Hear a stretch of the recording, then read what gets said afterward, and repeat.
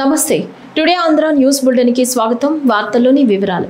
శ్రీ సత్యసాయి జిల్లా పుట్టపర్తిలో సత్యసాయి బాబా శత జయంతి వేడుకలు అంగరంగ వైభవంగా కొనసాగుతున్నాయి. ఈ ఉత్సవాలకు నవంబర్ 19వ తేదీన భారత ప్రధానమంత్రి నరేంద్ర మోడీ హాజరు కానున్నారు. దీంతో పుట్టపర్తిలో మరికొంత కోలాహలం నెలకొంది. ప్రధానమంత్రి నవంబర్ 19వ తేదీన ఢిల్లీ నుంచి బయలుదేరి సత్యసాయి విమానాశ్రయాన్ని ఉదయం 9:45 చేరుకోనున్నారు. అనంతరం 9:50 సత్యసాయి విమానాశ్రయం నుంచి 10 గంటలకు సాయి కుల్వంత్ సభా మందిరం చేరుకుని సత్యసాయి మహాసమాధిని దర్శించుకోనున్నారు. అనంతరం 10:30 హెల్ వ్యూ స్టేడియం చేరుకుని అక్కడ జరగబోయే సత్యసాయి బాబా జయంతి వేడుకల్లో 2 గంటల సేపు పాల్గొనున్నారు. అనంతరం 12:30 సత్యసాయి విమానాశ్రయం చేరుకుని తమిళనాడుకు వెళ్లనున్నారు. ఈ కార్యక్రమానికి కేంద్ర బొగ్గు గనుల శాఖ మంత్రి కిషన్ రెడ్డి, రాష్ట్ర CM Chandrababu Naidu, deputy CM Pawan Kalyan, రాష్ట్ర మంత్రులు హాజరు కానున్నారు. దీంతో పుట్టపర్తిలో కోలాహలం నెలకొంది.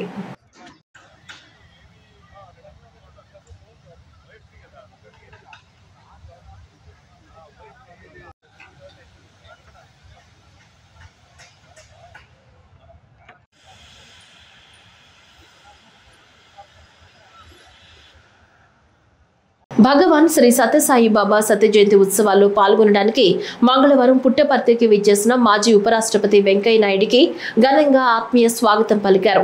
మాజీ ఉపరాష్ట్రపతి వర్యులకు ఆత్మీయ స్వాగతం పలికిన వారిలో మంత్రి అనగాని సత్యప్రసాద్, మంత్రి సవితమ్మ, సత్యకుమార్ యాదవ్, జిల్లా కలెక్టర్ ఏ శ్యాంప్రసాద్, ఎమ్మెల్యేలు పల్లె సింధూరారెడ్డి, పరిటాల సునీతమ్మ, బీజేపీ నాయకులు విష్ణువర్ధన్ రెడ్డి, మాజీ మంత్రి పల్లె రఘునాథరెడ్డి, సత్యసాయి మేనేజింగ్ ట్రస్టీ రత్నాకర్, ఇతర ఉన్నతాధికారులు తదితరులు ఘనంగా స్వాగతం పలికారు.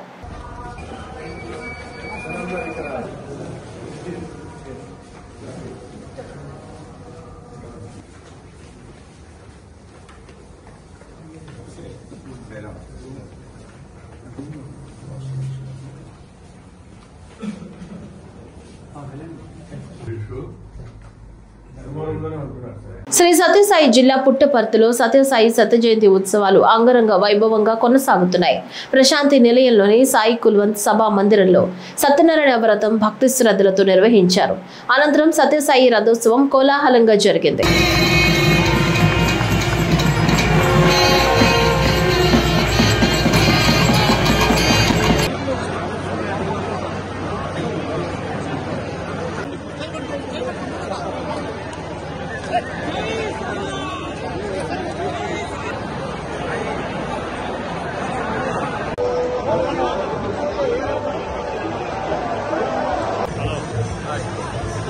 ताराबलं चंद्रबलं तामयो भुवः तान ऊर्जे दता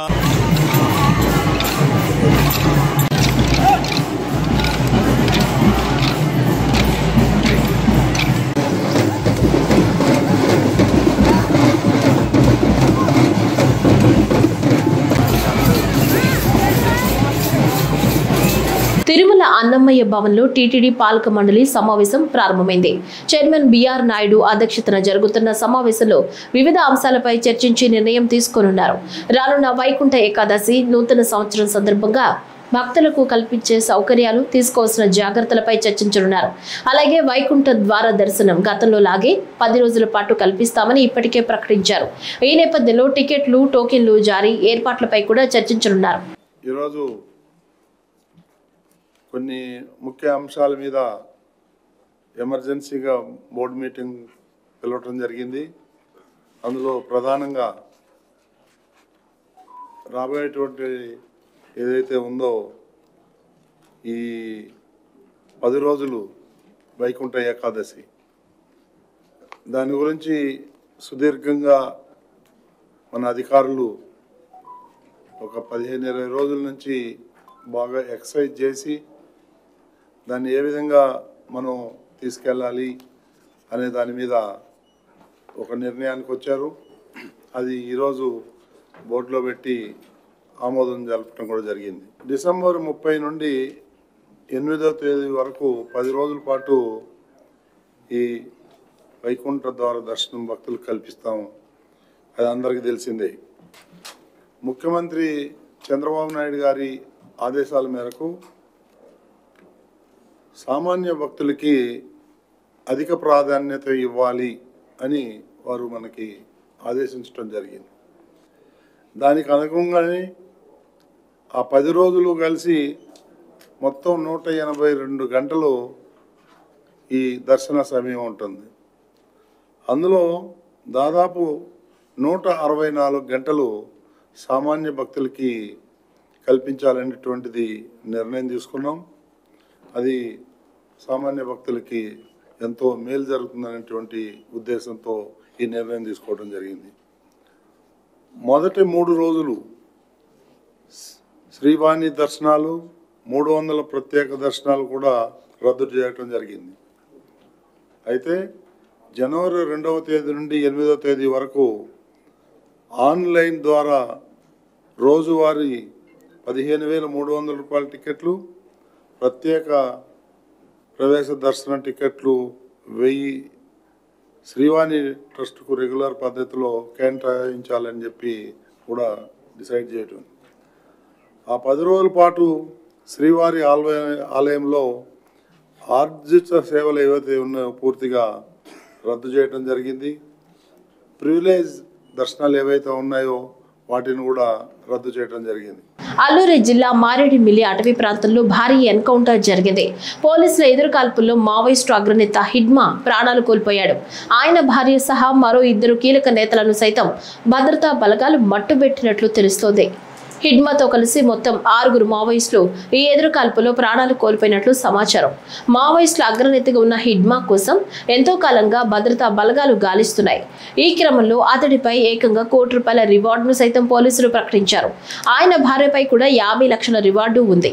హిడ్మా వంటి కీలక నేతను మట్టుబెట్టడం ద్వారా మావోయిస్టులపై మరో కీలక విజయాన్ని భద్రతా బలగాలు సాధించగలిగాయి. పోలీసులు మరియు మావోయిస్టుల మధ్య జరిగిన ఎదురుకాల్పులపై ఇంటెలిజెన్స్ ఏడీజీ మహేష్ చంద్ర లడ్డా సమావేశం నిర్వహించారు. ఆ వివరాలు ఇప్పుడు చూద్దాం. సార్ పోలీస్ ఆపరేషన్ లాంచ్ చేస్తే ఈ రోజు మార్నింగ్ అరౌండ్ 6:37 మధ్యలో మారేడుమల్లి నార్త్ సైడ్ లో ఎదురు కాల్పులు జరిగింది. దానిలో 6 మావోయిస్ట్ డెత్ అయింది. ఇప్పటి వరకు వచ్చిన ఐడెంటిఫికేషన్ ప్రకారం central committee member, 1st battalion commandant Madami Hidma ఒకరు, అలాగా ఆయన భార్య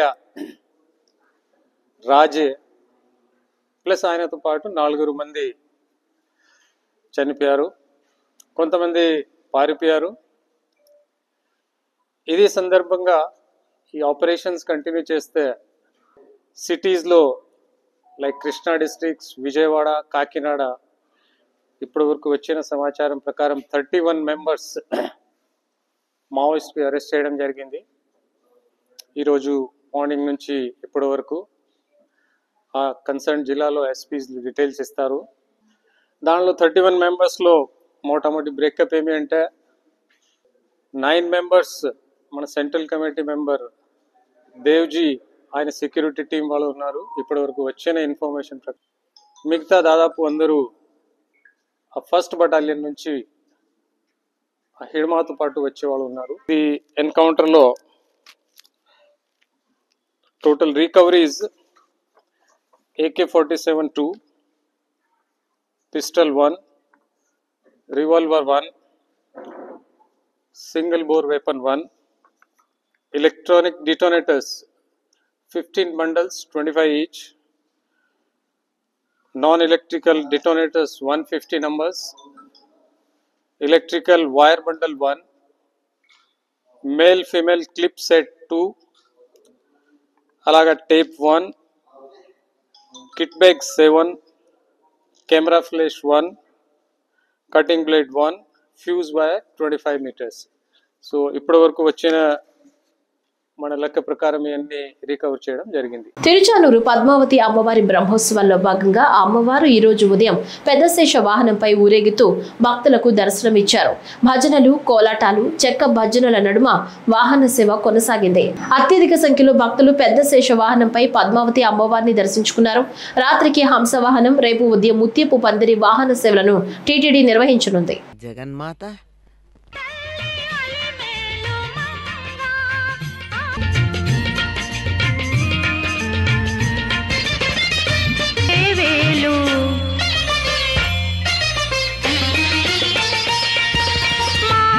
పరిమళిస్తూ ఉన్నటువంటి ఆ మాలలను ధరించి 7 పడగల కింద అమ్మవారు వేంచేస్తూ ఉన్నారు.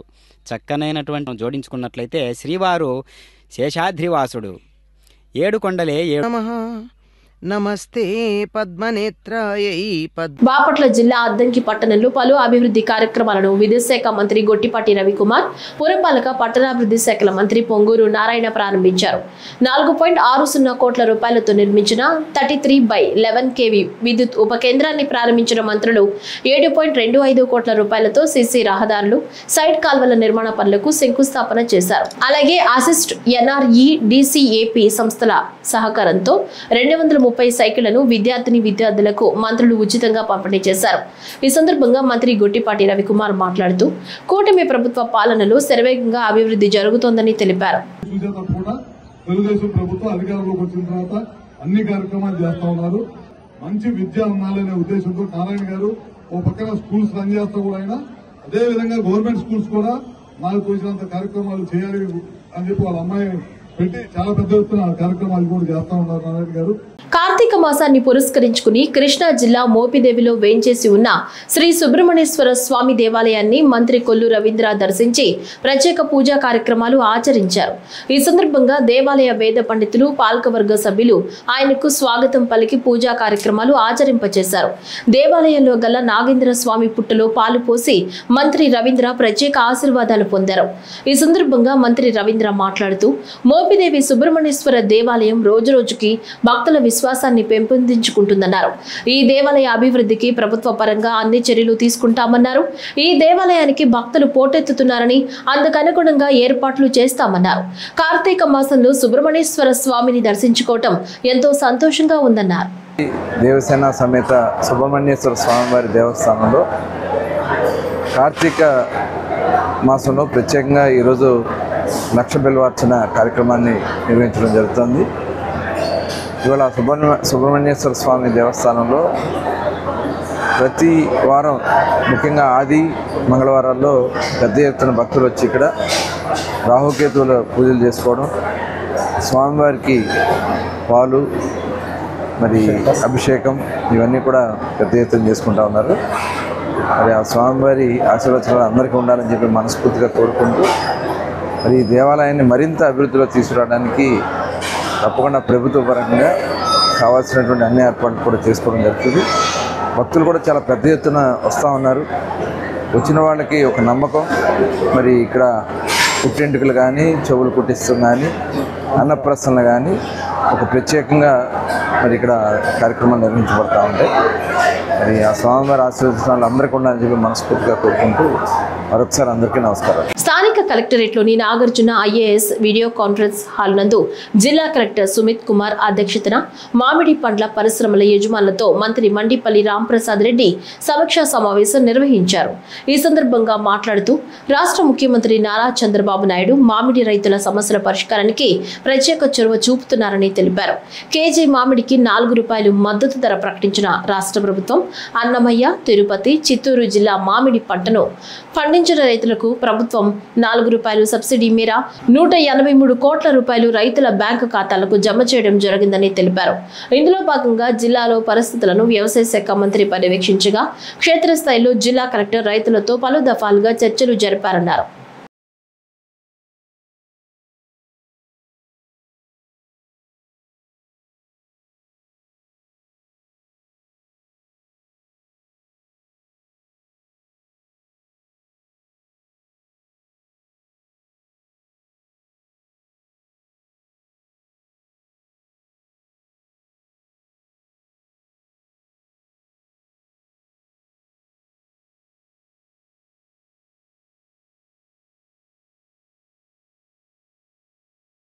జగ్గయ్యపేట నియోజకవర్గంలోని తిరుమలగిరి గ్రామంలో కాటన్ కార్పొరేషన్ ఆఫ్ ఇండియా పత్తి కొనుగోలు కేంద్రాన్ని ఎమ్మెల్యే శ్రీరామ్ రాజగోపాల్ ప్రారంభించారు. ఈ సందర్భంగా మాట్లాడిన ఎమ్మెల్యే గతంలో ప్రభుత్వం నిర్ణయించిన మద్దతు ధర కారణంగా పత్తి విక్రయంలో రైతులు ఎదుర్కొన్న ఇబ్బందులను వివరించారు. రైతుల విజ్ఞప్తిపై వెంటనే స్పందించిన తాతయ్య సంబంధిత మంత్రి కింజరపు అచ్చెన్నాయుడు గారితో మాట్లాడి పత్తి ధరను 8,110గా నిర్ణయింపచేయడంలో కీలక పాత్ర పోషించారు. ప్రస్తుతం రైతులు ఎటువంటి దళారులు లేకుండా లేకుండా పూర్తిగా పారదర్శకంగా ఆన్లైన్ స్లాట్ బుకింగ్ ద్వారా ప్రభుత్వం ప్రకటించిన ధరకే పత్తిని విక్రయించే అవకాశం కల్పించబడింది. ప్రజా దర్బారు కార్యక్రమంతో ప్రజల సమస్యలను సత్వరం పరిష్కరించడానికి శ్రీకారం చుట్టినట్లు మైనవరం ఎమ్మెల్యే వసంత వెంకట కృష్ణ ప్రసాద్ పేర్కొన్నారు. రెడ్డిగూడెం మండల పరిషత్ కార్యాలయంలో నిర్వహించిన ప్రజా దర్బారులో ఎమ్మెల్యే వసంత కృష్ణ ప్రసాద్ పాల్గొన్నారు. ఈ దర్బారుకు అనూహ్య స్పందన లభించింది. పెద్ద సంఖ్యలో వచ్చిన అర్జీదారులు ఆయనకు తమ సమస్యలను విన్నవించుకున్నారు. పలు సమస్యలపై ఆయన అప్పటికప్పుడే అధికారులతో మాట్లాడి సాధ్యమైనంత వరకు అక్కడికక్కడే పరిష్కరించారు. ఈ సందర్భంగా ఎమ్మెల్యే వసంత కృష్ణ ప్రసాద్ మాట్లాడుతూ కూటమి ప్రజాస్వామ్య పాలనకు ప్రజా దర్బారే నిదర్శనమన్నారు. ప్రజల నుంచి దరఖాస్తులను స్వీకరించిన అనంతరం సంబంధిత శాఖలకు పంపడం జరుగుతుందన్నారు.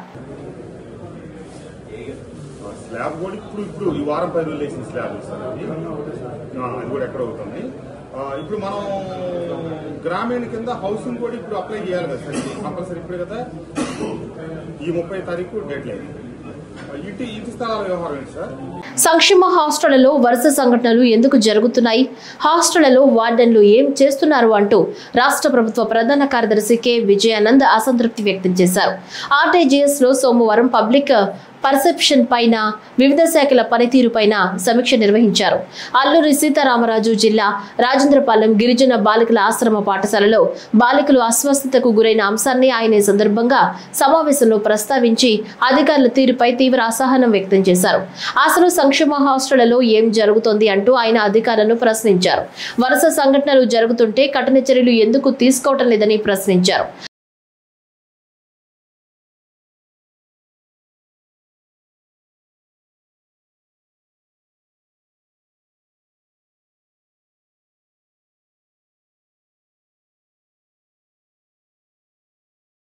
సీఎం చంద్రబాబు అంటే మ్యాన్ ఆఫ్ యాక్షన్ అని గుడివాడ ఎమ్మెల్యే వెనిగండ్ల రాము అన్నారు. ఈ సందర్భంగా మాట్లాడుతూ సిఐఐ సదస్సు విజయవంతంపై ఎమ్మెల్యే హర్షం వ్యక్తం చేశారు.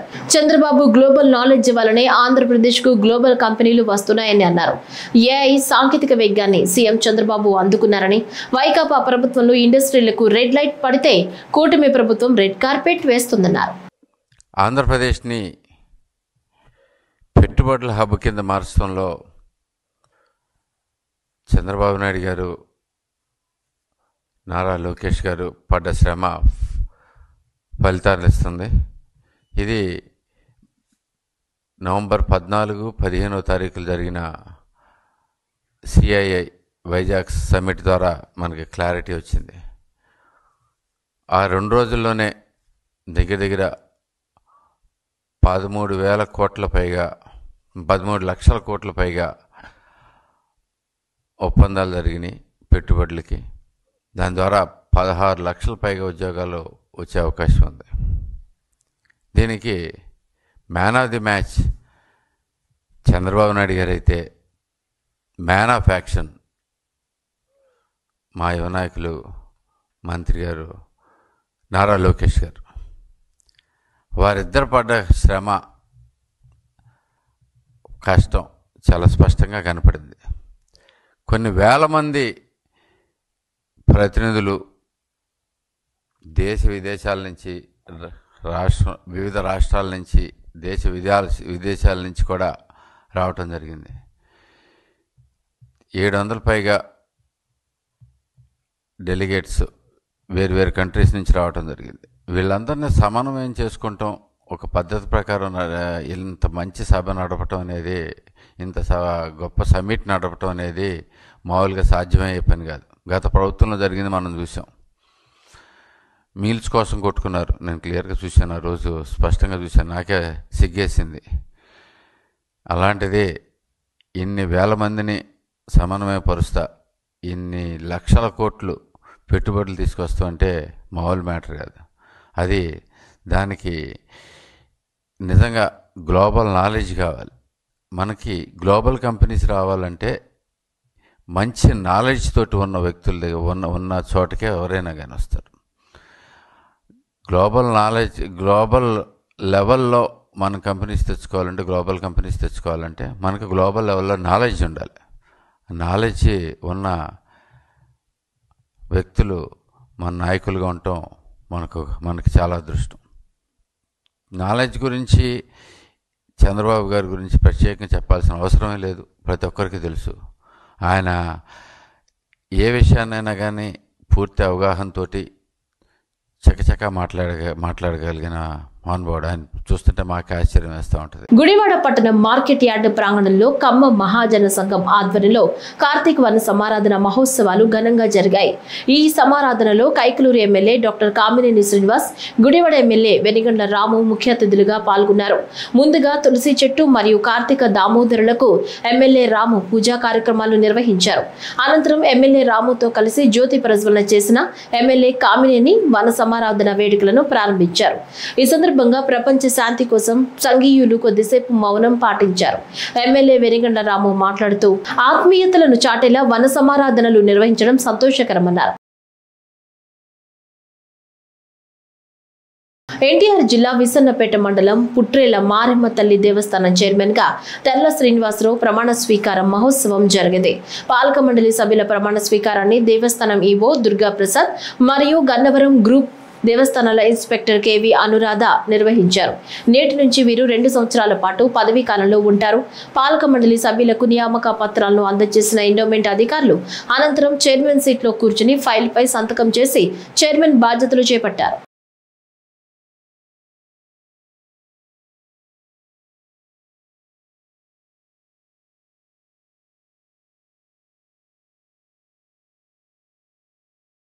మోంతా తుఫాను ప్రభావంతో నష్టపోయిన రైతులందరినీ ప్రభుత్వం ఆదుకుంటుందని ప్రకాశం జిల్లా జాయింట్ కలెక్టర్ ఆర్ గోపాలకృష్ణ అన్నారు.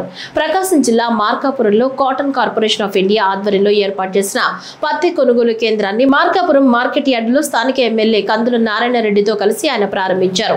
ఈ సందర్భంగా మాట్లాడుతూ పత్తి రైతులు సిసిఐ కొనుగోలు కేంద్రం ద్వారా తమ పత్తిని ప్రభుత్వం ప్రకటించిన మద్దతు ధరకు అమ్ముకోవాలన్నారు. ప్రభుత్వం మొదటి రకం పత్తిని క్వింటా 8,110 రూపాయలకు కొనుగోలు చేస్తుందన్నారు. ఇక్కడ ఈ మార్కెట్ యార్డ్లో ఈ పత్తి కొనుగోలు కేంద్రం ఏర్పాటు చేసుకోవడం జరిగింది. దీనికి మరి ఇప్పుడే గౌరవ శాసనసభ్యుల వారు కూడా ప్రస్తావించారు. వాస్తవానికి మనకి గ్రేడ్ 1 రకం కింద మన క్వింటాల్కి ప్రభుత్వం మద్దతు ధర 8,110 రూపాయలు, అట్లాగే మీడియం క్వాలిటీకి అయితే 7,710 రూపాయలు మనకి ఇచ్చారు.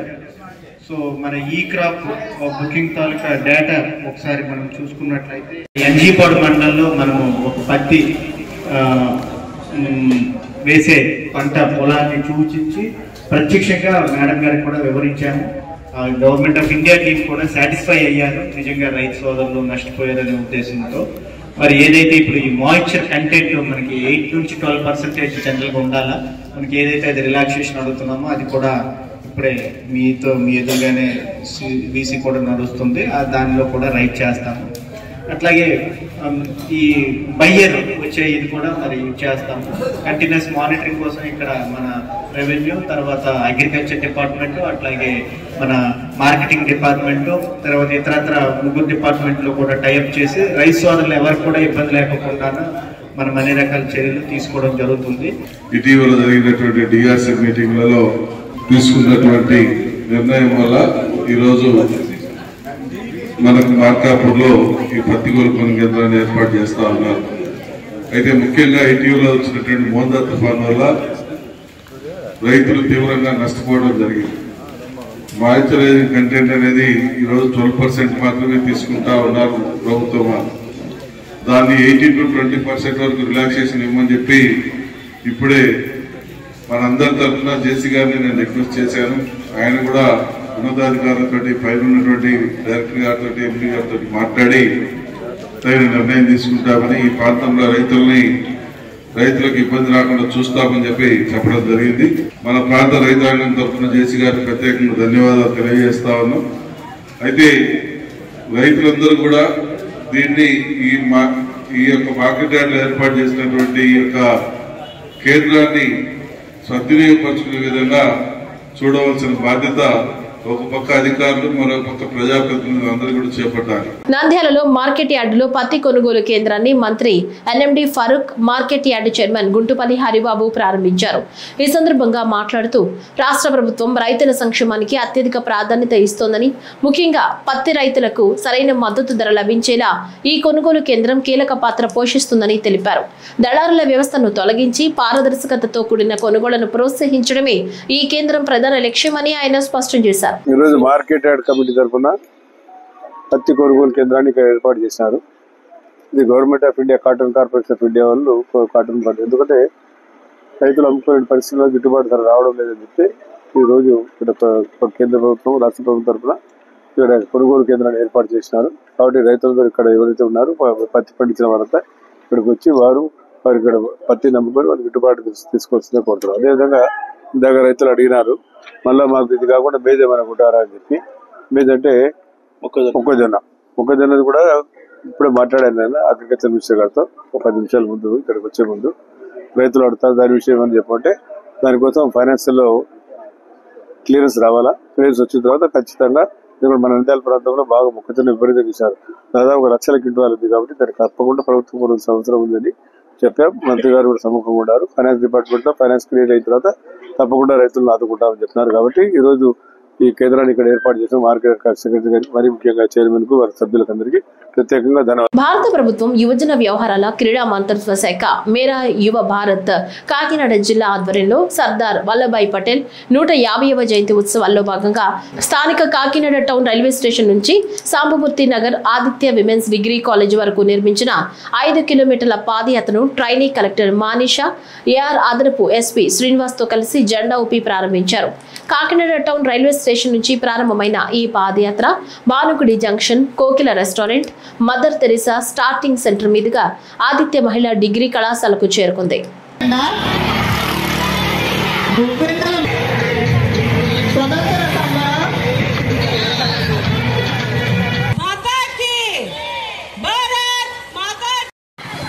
స్వతంత్ర సంబరం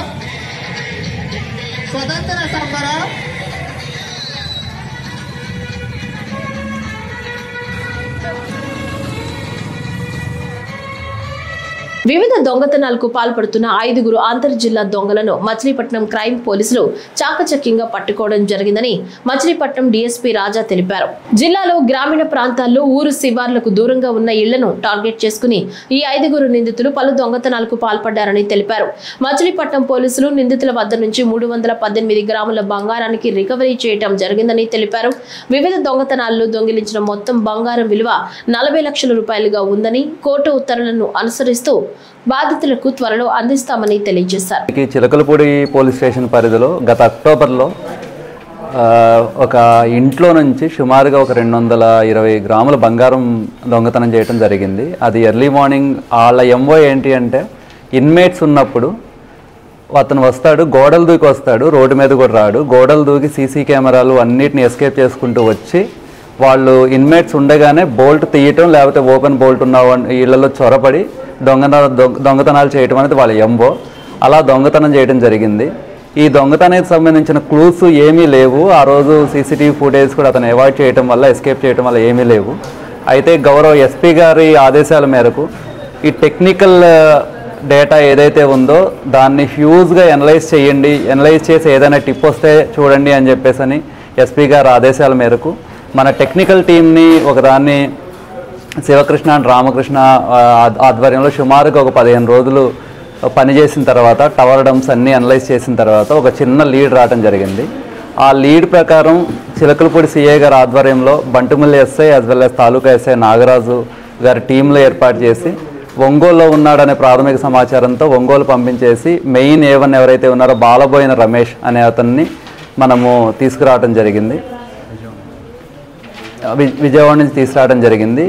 ఇందులో ఈ బాలబోయిన రమేష్ అనే అతను దొంగతనం చేయగానే ఏదైతే ప్రాపర్టీ ఉందో అది A2కు సంబంధించిన రఘునాథ్ అనే అతనికి ఇచ్చి అమ్మించడం, దాని దగ్గర నుంచి ఏదైతే ఉందో అదంతా బూటి ఇద్దరు పంచుకోవడం జరుగుతుంది.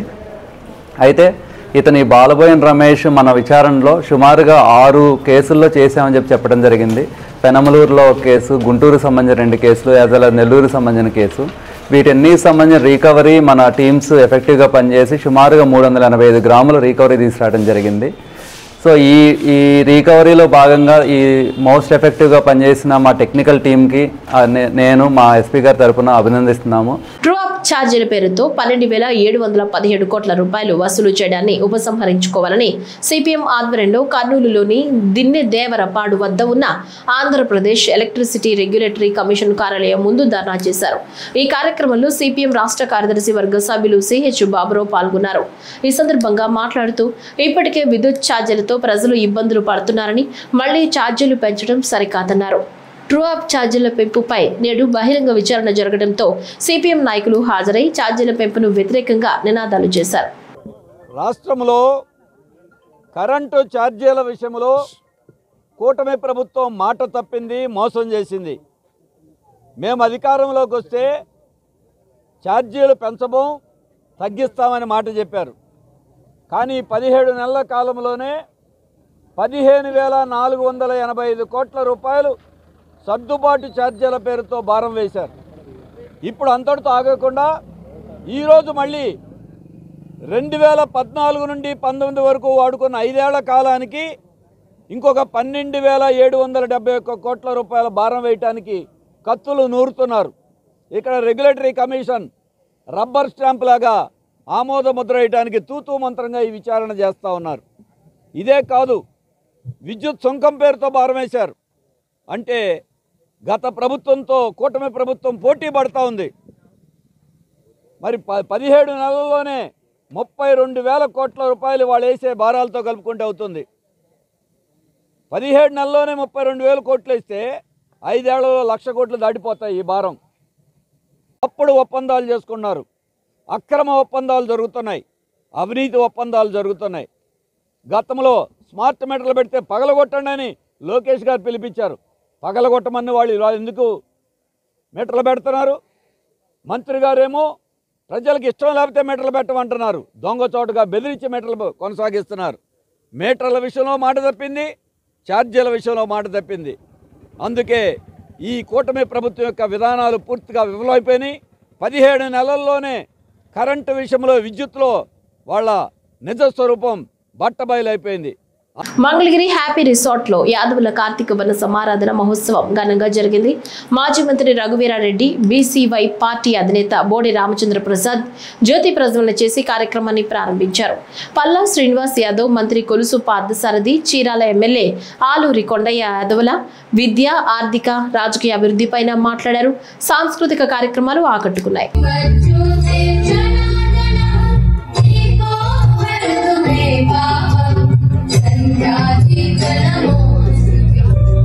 ఆశీస్సులు, కృష్ణుడు సందేశం ఇవ్వడానికి మన ఆహ్వానం మేరకు అతి తక్కువ సమయంలో పవిత్రమైన కార్తీక మాసం సందర్భంగా రాజధాని ప్రాంతం మంగళగిరిలో జరుగుతున్న కార్తీక వన మహోత్సవ కార్యక్రమానికి యాదవ పెద్దల ఆధ్వర్యంలో ఇక్కడ కార్యక్రమం జరుగుతోంది. ఈ కార్యక్రమానికి రాజధాని ప్రాంతం నుండే కాకుండా రాష్ట్ర వ్యాప్తంగా ఉన్న యాదవ పెద్దలతో పాటు అనేక మంది పెద్దలు ఈ కార్యక్రమానికి హాజరయ్యారు. ముఖ్యంగా రాజధాని ప్రాంతానికి సంబంధించిన కార్యక్రమం కాబట్టి ఇక్కడికి సంబంధించి అభివృద్ధి విషయం కావచ్చు, ముఖ్యంగా బీసీల యొక్క రాజధానికి సంబంధించి బీసీల వాటాకు సంబంధించి కావచ్చు చర్చ జరగాలని కోరుకుంటూ డిజిటల్ అరెస్ట్ మోసాలపై ప్రజలు అప్రమత్తంగా ఉండాలని, చట్టంలో డిజిటల్ అరెస్ట్ లేనేలేదని మాచవరం సిఐ ప్రకాష్ అన్నారు. మంగళవారం మాచవరం పోలీస్ స్టేషన్ పరిధిలో సిఐ ప్రకాష్ ఆధ్వర్యంలో 4 బృందాలుగా ఏర్పడి బ్యాంకులకు వెళ్లి డిజిటల్ అరెస్టుపై ఖాతాదారులకు అవగాహన కల్పించారు. ఈ సందర్భంగా మాట్లాడుతూ వీడియో కాల్ చేసి మీరు లేదా మీ కుటుంబ సభ్యులను అరెస్టు చేస్తున్నప్పుడు, బెదిరించినప్పుడు భయపడవద్దన్నారు. సిబిఐ, పోలీస్, కస్టమ్, ఈడీ, జడ్జీలు వీడియో కాల్లో అరెస్టు చేయరని పేర్కొన్నారు. బాధితులు వెంటనే సంప్రదిస్తే ఇటువంటి మోసాలను అరికట్టవచ్చని పేర్కొన్నారు. ఒకవేళ నగదు బదిలీ చేస్తే 24 గంటల్లోపు సమీప పోలీసులకు కానీ సైబర్ సెల్ నెంబర్ 1930కి సమాచారం ఇవ్వాలని సూచించారు.